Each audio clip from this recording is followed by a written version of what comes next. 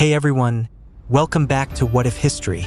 I'm so excited about today's video because we're diving into something absolutely wild. Picture this, Napoleon Bonaparte, but with Bitcoin. I know, sounds crazy, right? But stick with me because this gets really interesting. Let's jump in. Okay, so let me set the scene for you.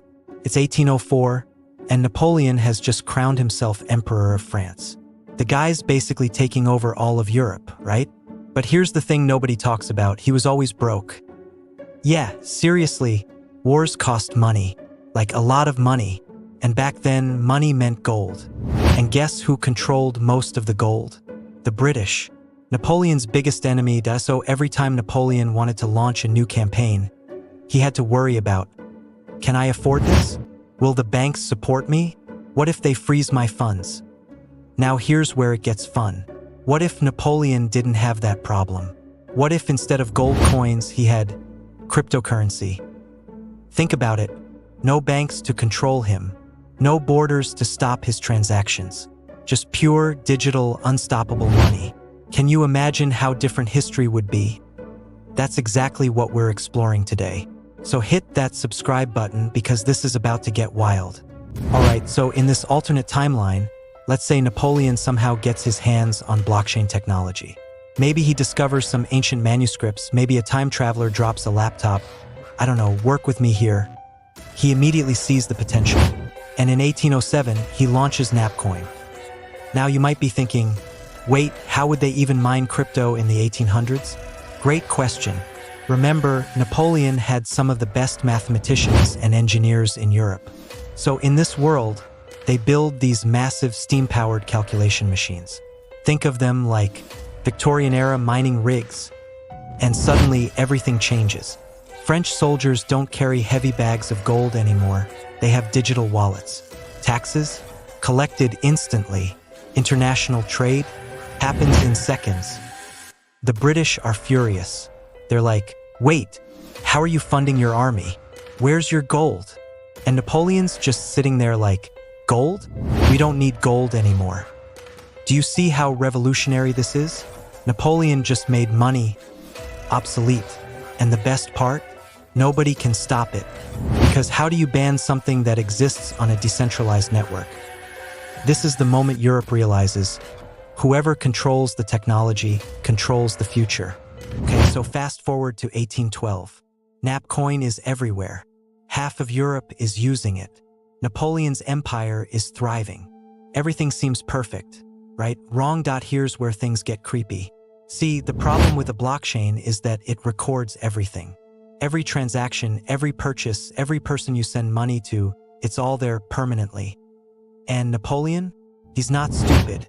He realizes, wait, I can see everything my citizens are doing. So he creates what he calls the Code Napoleon Digitalis, basically a legal framework that lets his government monitor every single transaction in the empire. Now imagine living in this world. You want to buy something? The government knows. You want to support a resistance movement? They can track it. You want financial privacy? Too bad. Transparency is mandatory. This is the scary part nobody talks about with crypto, right? Like, yes, it's decentralized, but it's also completely transparent. And in the wrong hands, that's terrifying. So now I want to ask you, would you rather live in a world with financial freedom but zero privacy? Or traditional money with banks that can control you? Drop your answer in the comments. I'm genuinely curious what you think. So in our real timeline, Napoleon lost at Waterloo in 1815, and that was pretty much it for him. His empire collapsed and Europe went back to the old ways. But in this timeline, things play out very differently. By 1815, Napoleon doesn't need armies anymore. Because here's the thing, you can defeat an emperor, but can you defeat a network? The British and Prussians march on Paris, ready to end Napoleon once and for all. And Napoleon just steps down. He's like, fine, you win. I'm out. But here's the twist. Napcoin doesn't die with him. It's everywhere now. Merchants need it. Governments use it. Even Napoleon's enemies depend on it. So the allies are sitting there like, okay, now what? Do we ban it? How do we even ban it? And they can't. because that's the whole point of decentralization, right? Once it's out there forever. So Napcoin evolves into Eurocoin. The 19th century becomes the age of digital currency. And across the Atlantic, America's watching all of this and thinking, we need to build our own version. Crazy, right? One technology completely rewrites the power structure of the entire world. Makes you wonder what technologies today are doing the same thing. All right, so let's bring this back to reality for a second. What can we actually learn from this? First of all, technology is never just technology. It's always about power. Bitcoin, blockchain, AI, whoever controls these things controls the future, just like Napoleon would have. Second, the debates we're having right now about crypto, decentralization versus regulation, freedom versus surveillance, these are the exact same debates that would have happened in Napoleon's time. Like, think about it. We're literally living through the real version of this alternate history. Governments are trying to regulate crypto. Corporations want to control it. And regular people are trying to figure out, is this freedom or is this just a new kind of control? And here's the final question I'll leave you with. If someone like Napoleon existed today, someone brilliant, ambitious, and ruthless, and they had full control over cryptocurrency, would that be a good thing or a bad thing? I honestly don't know. And I think that's what makes this so fascinating. History doesn't repeat, but it definitely rhymes. And maybe we're living in the prequel to a world that Napoleon would have understood perfectly. All right, everyone.